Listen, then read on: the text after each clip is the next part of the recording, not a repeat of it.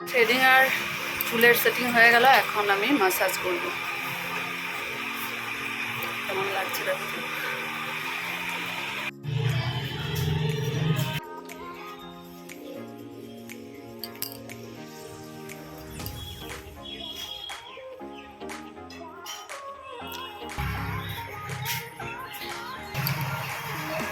চলো, দুটো বেজে গেছে।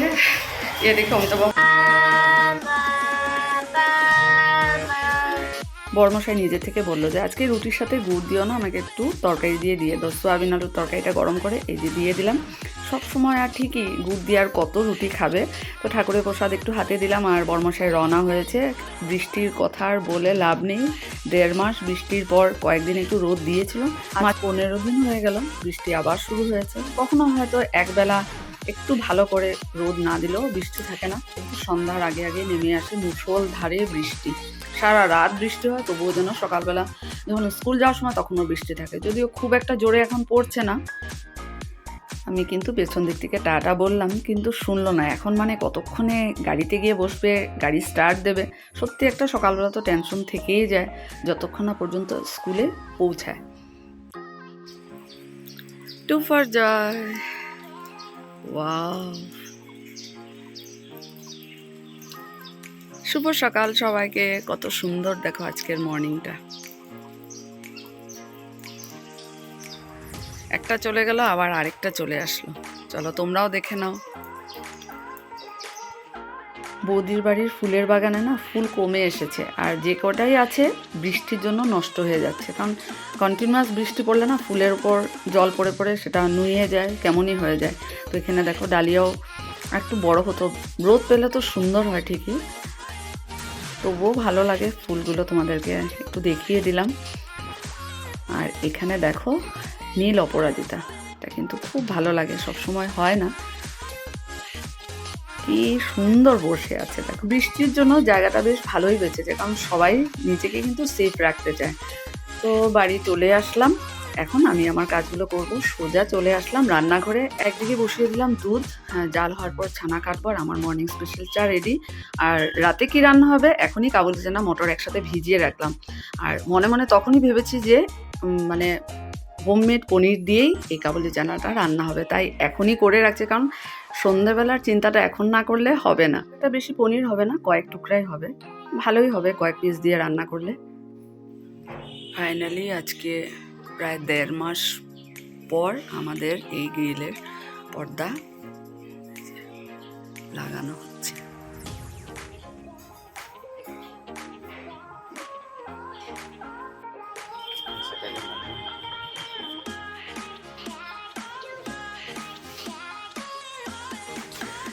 এই যে লাগানো হয়ে গেল।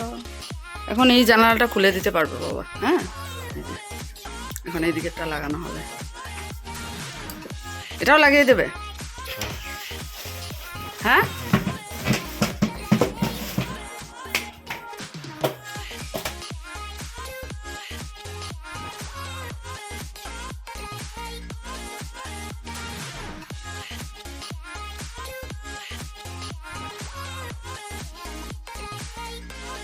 হয়ে গেল সব লাগানো।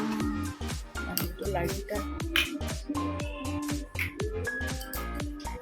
বাস।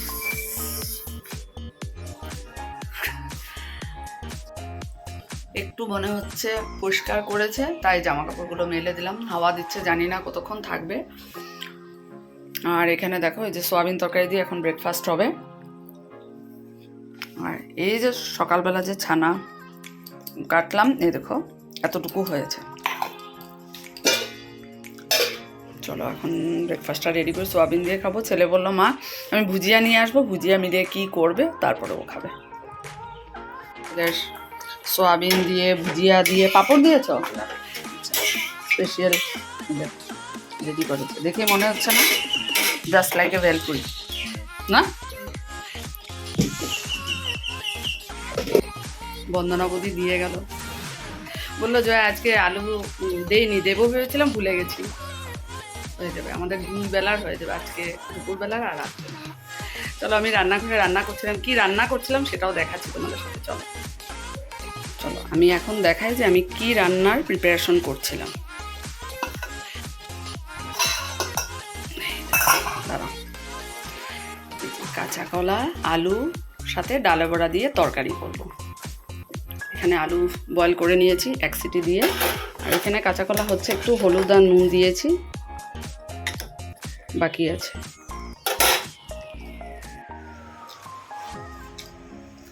এই মাত্র বন্দনা বৌদি দিয়ে গেল আমার আর ছেলের জন্য। তো দিয়ে বলছে, জয়া আজকে আলু দেইনি, দেবো ভেবেছিলাম ভুলে গেছি। তো আমার ছেলে বলছে, হবে আন্টি, তোমার হাতের বানানো আলু ছাড়াও অনেক টেস্টি হয়। সত্যি বৌদির হাতের জাদু আছে, এত টেস্টি হয় প্রত্যেকটা জিনিস। পায়েস বলো, গোবিন্দভোগ যেটা খিচুড়ি বানিয়ে দেয় চালের, বা ফ্রাইড রাইস বানায়, সত্যি হেভি টেস্টি হয়। পাটিসাপটা সব কিছু। তো যাই হোক, হয়ে যাবে, অনেকটা দিয়েছে। লাঞ্চ ডিনার দুটোই হয়ে যাবে আমাদের। চলো রেডি হয়ে যাচ্ছি। কোথায় যাচ্ছি চলো সাথে থাকো, দেখতে পারবে। দেখো তো কত বড় শামুক। এগুলো না আমরা যখন ঠাকুমার বাড়ি শিলচরে যেতাম তখন দেখতে পেতাম, বেড়ার মধ্যে, বাঁশের বেড়ার মধ্যে থাকতো।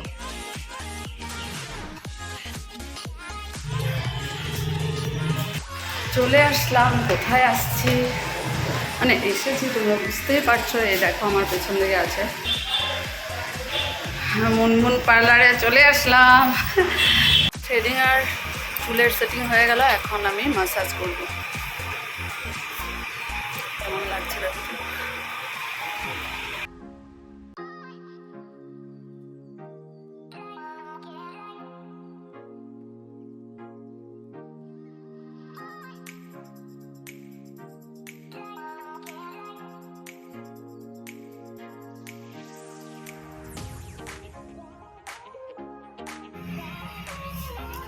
ভালো লাগছে না? অনেক দিন পর করলাম, পুজোর পর আজকে। আসি মুনমুন, থ্যাংক ইউ।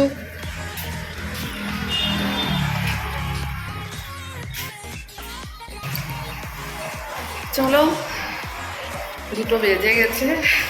দেখে অমিতাভ হয়তো চলে এসেছে। চলো, আজকে অনেক দিন ধরে ভাবছিলাম হচ্ছে না, চলে আসলাম আবার রান্না করে। ওইটাই ভাবছিলাম যে দেরি হয়ে যাচ্ছে, কখন বাড়ি গিয়ে রান্নাটা করবো। যদিও কাঁচা কলা আর আলু বয়েল করে গেছি, তো সে ডালা বড়াটা করলাম। ভাত বসাবো, অমিতাভ স্নান করে চলে এসেছে, আর এই তরকারিটা করে নিচ্ছি। আমাদের তো চিকেন আছে, অমিতাভর জন্যই বিশেষ করে ভাবলাম যে না, সয়াবিন আলু তরকারি আছে, এটাও করে নিই। আর এটা না গরম গরম খেতেই ভালো লাগে দুপুরবেলা, রাতে আর এটা ভালো লাগে না। আমারও খুব প্রিয় এটা। এই দেখো কালারটা কি হয়েছে না?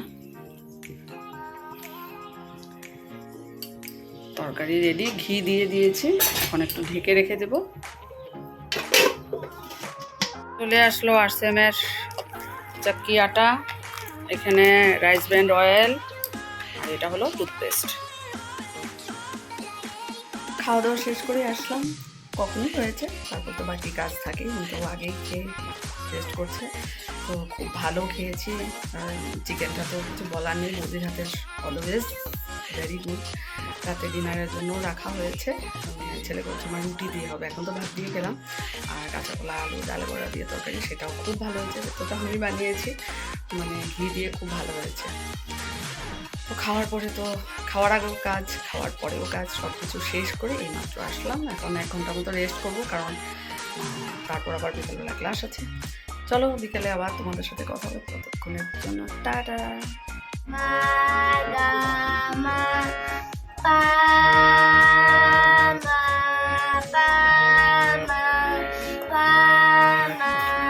এখানে হচ্ছে কাবুলি চানার মটর, যেটা আমি সকালবেলায় ভিজিয়ে রেখেছিলাম।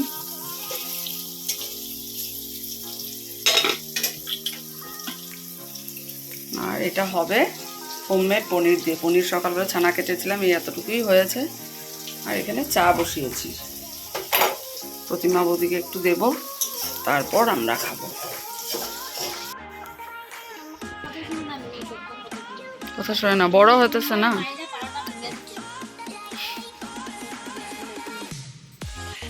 এখন একটু মানে ওইভাবে থাকবে না, হাওয়া ফট করে তো ঠান্ডা লাগে না, জ্বর হয়ে যায়। ঠিক আছে, জয় গুরু।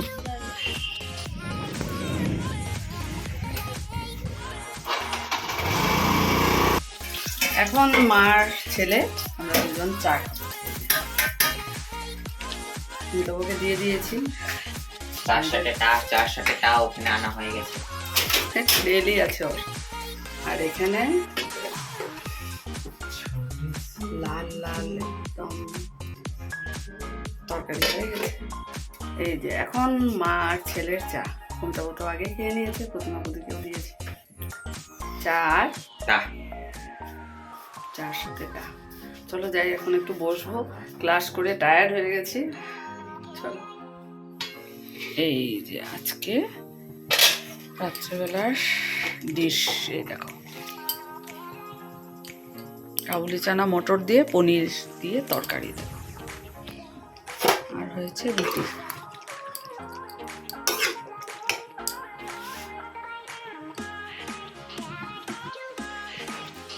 এখানে দেখো কিভাবে মশা কামড়েছে, আমি তো দেখিনি, এখন কিছুক্ষণ আগে অঙ্কিতা বলছে তোমার এখানে কি হয়েছে আন্টি। তারপর আমি ভালো করে দেখলাম, দুপুরবেলা যে শুয়েছিলাম ফ্যান চালিয়েছি, তবুও দেখো কি মশা, পুরো ফুলিয়ে দিয়েছে।